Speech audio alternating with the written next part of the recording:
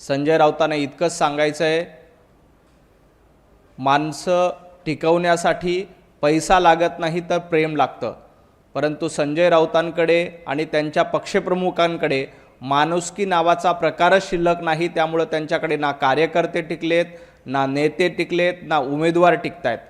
त्यामुळे संजय राऊतांनी एवढं लक्षात घ्यावं की कुठलाही माणूस टिकून ठेवायचा असेल तर त्याला प्रेम लागतं, पैसा लागत नाही।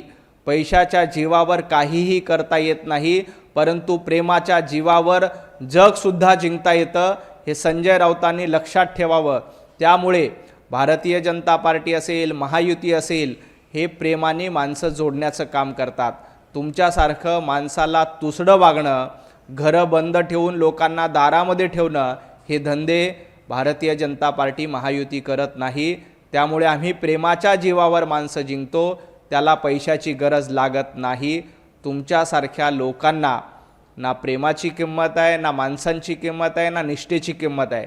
घरं बंद करायची, लोकांना प्रवेश द्यायचा नाही, लोकांना भेटायचं नाही, आमदारांना दारातून परत पाठवायचं, हे सगळे उद्योगधंदे तुमचे आहेत। त्यामुळे तुमच्याकडे ना उमेदवारही टिकतात, ना आमदारही टिकतात, ना कार्यकर्ते देखील टिकतात। अशी अवस्था उभाटा गटाची आणि संजय राऊतांची झाली आहे। संजय राऊतांनी असं देखील म्हटलंय 150 कोटीचा व्यवहार झाला आहे असा आरोप संजय राऊतांनी केला आहे। संजय राऊतांनी एवढंच सांगायचं आहे की या 150 कोटीपैकी नाशिकमध्ये संजय राऊतांनी उमेदवारी दिली नाही, तर नाशिकमधून संजय राऊतांनी उमेदवारी न देण्याच्या बदल्यामध्ये किती बॅगा भरून आपल्या भांडूपच्या निवासस्थानी आणल्या। 2 दिवसापूर्वी संजय राऊतांनी नाशिकमध्ये दौरा केला होता आणि नाशिकमध्ये विधान परिषदेला उभाटा गटाचा एकही उमेदवार दिला नाही। 2 उमेदवारी अर्ज खरेदी केले होते। मग तिथं संजय राऊतांनी नेमकी कुठली सेटलमेंट केली? संजय राऊतांनी नाशिकच्या जागेसाठी किती कोटी रुपये घेतले आणि ते पैसे घेऊन संजय राऊतांनी नेमक्या नाशिकच्या दौऱ्यातून किती बॅगा भरून आणल्या, याचं उत्तर एकदा पत्रकार परिषद घेऊन द्यावं। संजय राऊत, माणसं ही पैशांनी विकत घेता येत नाही, प्रेमाने माणसं टिकवता येतात, हे जरा लक्षात ठेवा। त्यांनी असं देखील म्हटलं आहे बाळा माने यांनी कोकणात जाऊन हिंदुत्वाचं बूच लावलंय, बेईमानी करण्यासाठी कोकणात सगळे हिंदुत्ववादी एकत्र आणले। संजय राऊत, हिंदुत्वाचं बूच लागलं नाही, तुमच्या पक्षाचं बूच लागलंय। तुमच्या पक्षप्रमुखांना बूच लावण्याचं काम महाराष्ट्रातल्या जनतेनं केलंय, देशातली जनता करते। बूच कुणाचं लागलंय एकदा पाठीमागे जाऊन तपासून बघा। हिंदुत्वादाचं बूच लावण्याची कुणाच्याही बापाची हिंमत नाही।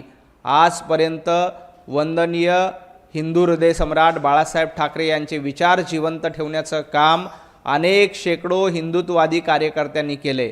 त्या हिंदुत्ववादाचं कुणीही बूच लावू शकत नाही, परंतु उभाटा गटाचं बूच लावण्याचं काम आणि उभाटा गटाला बूच ठोकण्याचं काम महाराष्ट्रातल्या जनतेनं विधानसभेच्या निवडणुकीला केलंय, महापालिकेच्या निवडणूक केलंय। आणि आणखी तुम्ही अशी वायफळ मूर्खासारखी बडबड करत राहाल तर येणाऱ्या काळामध्ये देखील जनता तुम्हाला बूच ठोकल्याशिवाय राहणार नाही। त्यांनी असं देखील म्हटलं आहे निष्ठेची किंमत राहिली नाही, सगळे उमेदवार चोर होते, त्यामुळे त्यांनी माघार घेतली आणि त्यांची हकालपट्टी केली। संजय राऊतांना निष्ठेची किंमत काय माहीत? संजय राऊतांना अलीकडच्या काळामध्ये विष्ठेची किंमत जास्त कळते आणि त्यांनी अशा पद्धतीची बडबड करू नये। मुळामध्ये निष्ठा संजय राऊतांनी शिकावी का? संजय राऊतांनी वंदनीय हिंदू हृदय सम्राट बाळासाहेब ठाकरे यांच्याबद्दल काय काय उद्गार काढले होते, कशा पद्धतीनं शिवसैनिकांचा अपमान करण्याचं काम केलं होतं। त्यामुळे निष्ठा वगैरे संजय राऊतांना शब्द शोभत नाहीत आणि त्यांनी निष्ठेवर बोलू नये। त्यांना हल्ली सकाळी सकाळी उठून वेगळेच शब्द वापरावे लागतात, मी ते वापरणार नाहीत। त्यांना गांजा ओढावा लागतो। त्यामुळे संजय राऊतांनी अशा पद्धतीनं निष्ठा शिकवणं, शिवसैनिक कोण आहेत हे सांगणं, हे धंदे बंद केले पाहिजे। भाजपकडे संख्याबळ असताना भाजप का घाबरली? मतदार फुटतील ही भीती होती म्हणून उमेदवार मागे घ्यायला लावले। संजय राऊत, तुम्हाला तुमचे उमेदवार टिकवता आले नाहीत, तुम्हाला तुमचे माणसं टिकवता आले नाहीत, कारण तुमच्याकडे माणसंच शिल्लक नाहीत, तुमच्याकडे कार्यकर्ते शिल्लक नाहीत। भारतीय जनता पार्टीला कुठलीही भीती नाही। ही निवडणूक कार्यकर्त्यांची निवडणूक नव्हती।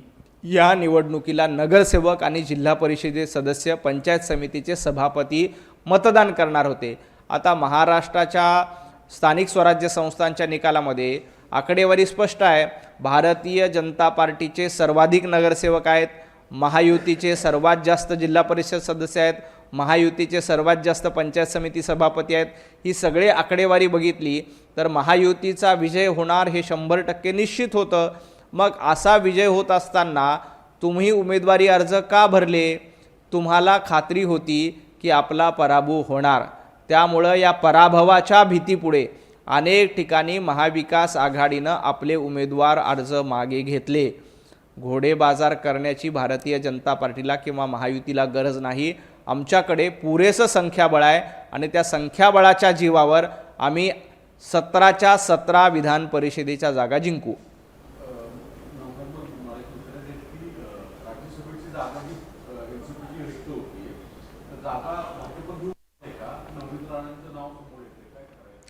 अजिबात नाही. याबद्दल महायुतीमध्ये तिन्ही पक्ष बसून चर्चा करतील. त्या चर्चानंतर निर्णय घेतला जाईल. सध्या याच्यावर कुणीही दावा केलेला नाही. याबद्दल अद्याप कुठलाही निर्णय झालेला नाही.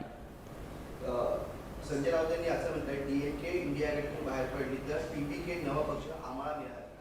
संजय राऊत, तुमच्या पक्षाची अवस्था काय झाली, इंडिया अलायन्सची अवस्था काय झाली बघा. ज्या पद्धतीनं तुम्ही तामिळनाडूमध्ये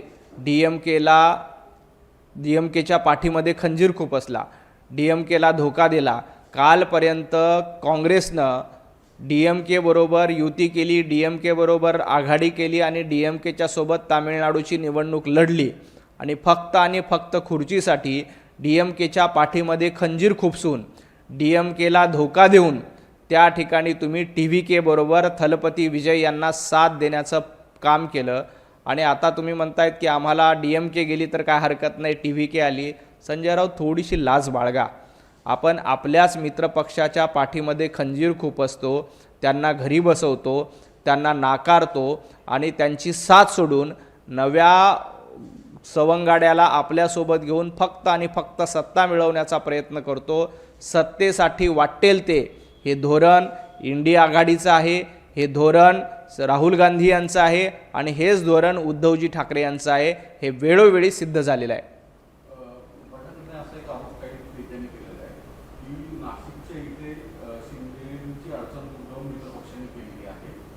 काही अपक्ष उमेदवार ठेवलेले आहेत. एका बाजूला संभाजीनगरला शिंदेचे समर्थक आपल्या मुलांनी अर्ज मागे घेतला, मात्र नाशिकला असं झालं नाही आणि याच्यावरून महायुतीला मतभेद आहे तो उघड नाही. जर नाशिकमध्ये उमेदवारी अर्ज मागे घेतला नाही म्हणून भारतीय जनता पार्टीवर टीका करायची असेल, मग तोच न्याय जळगावला लावायचा का? जळगावमध्ये देखील शिवसेनेच्या उमेदवाराचा उमेदवारी अर्ज त्या ठिकाणी आहे. एक बघा, प्रामाणिकपणे महायुतीच्या सर्वच नेत्यांनी प्रयत्न केले की ही निवडणूक बिनविरोध व्हावी आणि महायुतीच्या अंतर्गत एकमेकांच्या विरोधात उमेदवार असू नये म्हणून आम्ही रत्नागिरी सिंधुदुर्गमध्ये देखील प्रयत्न केले, उमेदवारी अर्ज मागे घ्यायला लावले. अनेक ठिकाणी जिथं शिवसेना असेल, जिथं राष्ट्रवादी असेल त्या ठिकाणी बंडखोरी होऊ नये यासाठी आटोकाट प्रयत्न केले.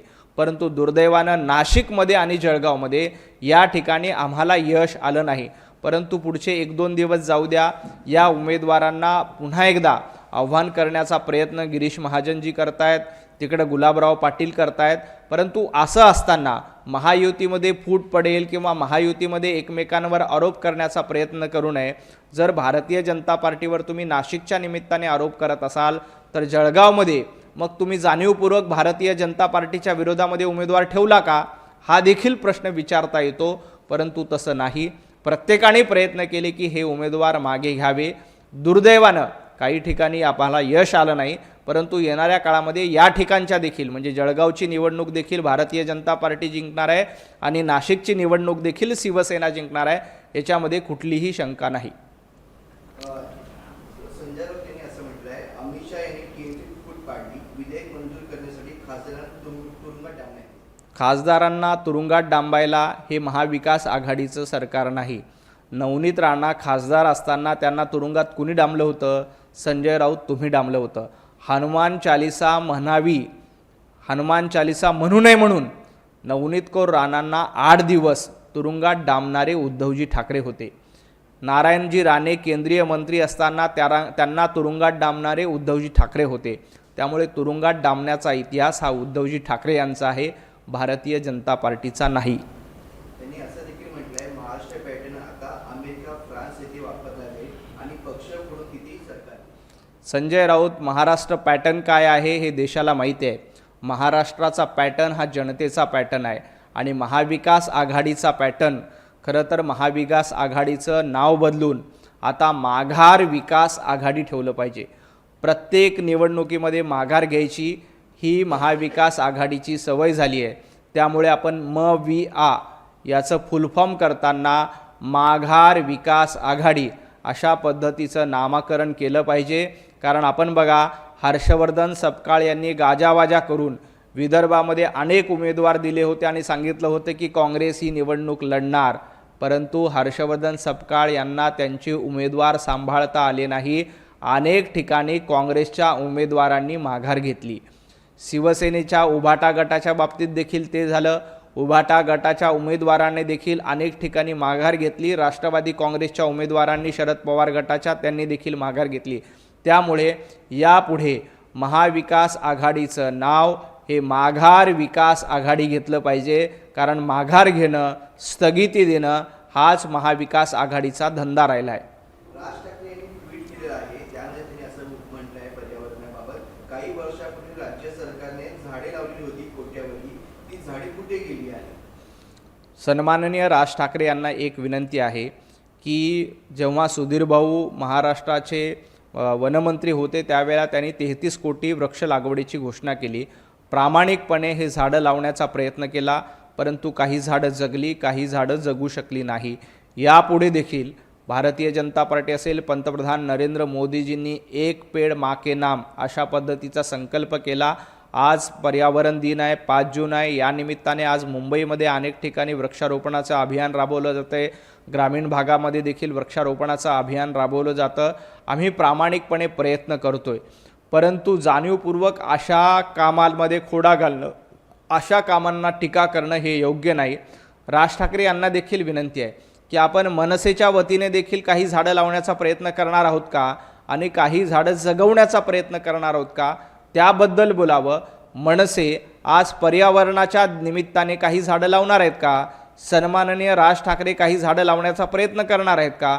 आपण याला खोडा घालण्यापेक्षा त्याला सकारात्मक दृष्टिकोनातून बघून काही झाडं प्रामाणिकपणे लावण्याचा प्रयत्न केला तर या पर्यावरणाचं रक्षण होईल. भारतीय जनता पार्टी महायुतीचा प्रयत्न आहे की या पर्यावरणाचं रक्षण झालं पाहिजे, परंतु दुर्दैवानं त्यात खोडा घालण्याचा, विरोध करण्याचा प्रयत्न कोणीही करू नये. ABP माझा, उघडा डोळे बघा नीट.